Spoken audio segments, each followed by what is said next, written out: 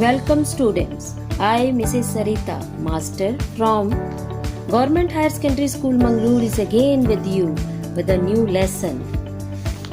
प्यारे बच्चों, माँ और बाप दोनों ही बच्चों को प्यार करते हैं। दोनों के प्यार में गहराई होती है।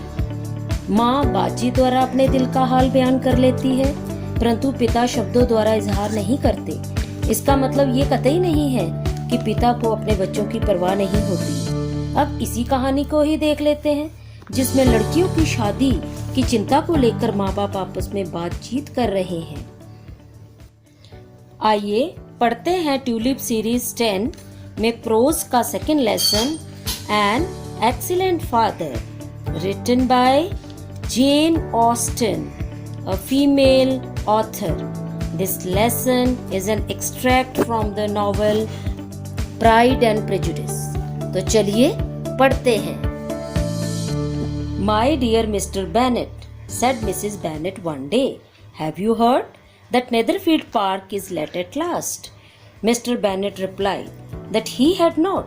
But it is, she said, for Mrs. Long has just been here and she told me all about it. Mr. Bennet made no answer. Do you want to know who has taken it? Cried his wife impatiently. You want to tell me? And I have no objection to hearing it. This was an invitation enough.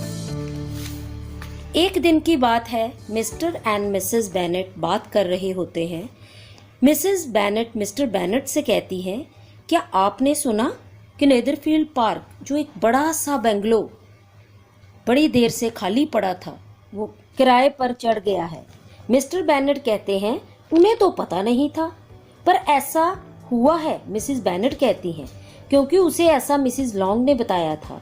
पर mister Bennett कोई जवाब नहीं देते हैं. आप ये जानना चाहेंगे कि किसने ये लिया है? मिसेस बेनेट बड़ी अधीरता दिखाते हुए कहती है, तुम मुझे बताना चाहती हो? मुझे सुनने में कोई आपत्ति मतलब ऑब्जेक्शन नहीं है.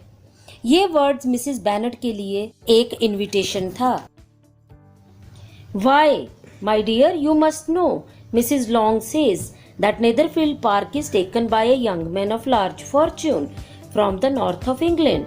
He came on Monday to see the place and was so much delighted with it that he agreed to take it. What is his name? Bingley. Is he married or single? Oh, single, my dear, to be sure. A single man of large fortune, 4,000 or 5,000 a year. What a fine thing for our girls. How? My dear Mr. Bennet, replied his wife, how can you be so tiresome? You must know that I am thinking of him marrying one of them. अब Mrs Bennett अपने husband को story सुनाने लगती है. कहती है कि मेरे प्यारे पतिदेव, तुम्हें ये पता होना चाहिए कि मिसेस लॉन्ग कह रही थी कि नीदरफील्ड पार्क एक नव युवक ने किराए पर लिया है. वह सोमवार को मकान देखने आया था और वह देखते ही इतना प्रसन्न हो गया कि उसे किराए पर लेने को तैयार हो गया. उसका नाम क्या है? मिस्टर बेनेट पूछते हैं. बेंगले. मिसेस बेनेट कहती हैं, क्या वह मैरिड है या सिंगल? सिंगल है, ऐसा मिसेस बेनेट यकीनन कहती है, और बड़ा धनी है. कम से कम 4-5 हजार रुपये सालाना कमा लेता है. इससे बढ़िया बात हमारी लड़कियों के लिए और क्या होगी? वह कैसे? मेरे प्यारे पतिदेव, मिसेस बेनेट कहती हैं, तुम इतने बोरिंग कैसे हो सकते हो? तुम्हें ये पता होना चाहिए कि मैं अपनी किसी एक बेटी की शादी उससे करना चाहती हूँ. Is that his design in settling here? Design? Nonsense. How can you talk so?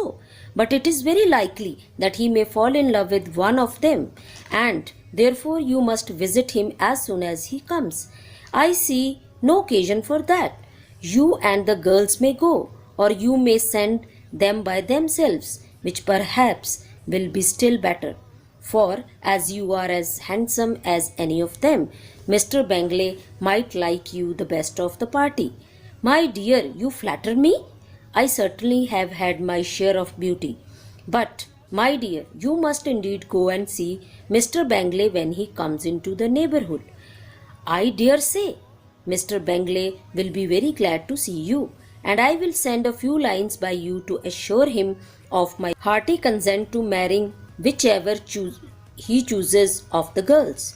You take delight in vexing me? You have no compassion on my poor nerves. You mistake me, my dear. I have a high respect for your nerves. They are my old friends. Ah, you do not know what I suffer. But I hope you will get over it and live to see many young men of 4,000 a year came into the neighborhood. It will be no use to us if 20 such should come, since you will not visit them. क्या ये उसका वहां बसने का plan है? Plan? ऐसी बेहुदा बात तुम कैसे कर सकते हो?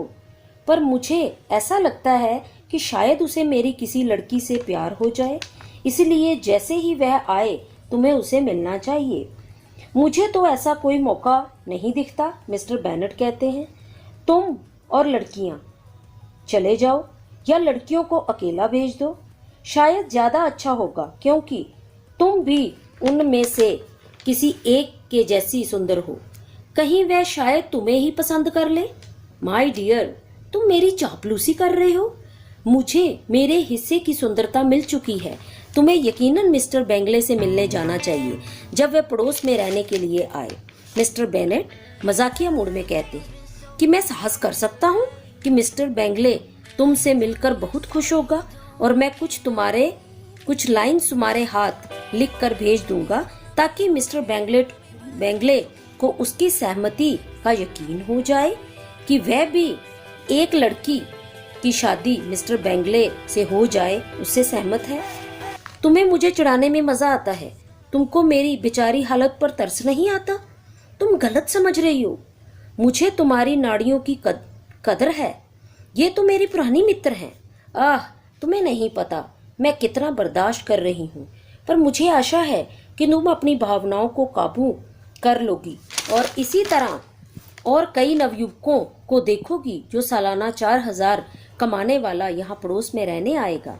हमारे लिए वह 20,000 किस काम के, अगर तुम उन्हें मिलने नहीं जाओगे। Mr. Bennet was among the earliest of those who waited on Mr. Bingley. He had always intended to visit him, though to the last always assuring his wife that he should not go. Till the evening after the visit was paid, she had no knowledge of it. It was then disclosed in the following manner. Observing his second daughter employed in trimming a hat, he suddenly addressed her with, "I hope Mr. Bingley will like it, Lizzie." "We are not. We know to know what Mr. Bingley likes," said her mother, "since we are not to visit."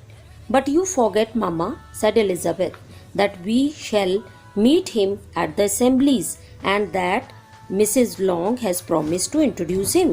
I do not believe Mrs. Long will do any such thing. She has two nieces of her own. She is a selfish woman." Mister Bennett पहले उन लोगों में से एक थे जो सबसे पहले मिस्टर बेंगले से मिलने गए।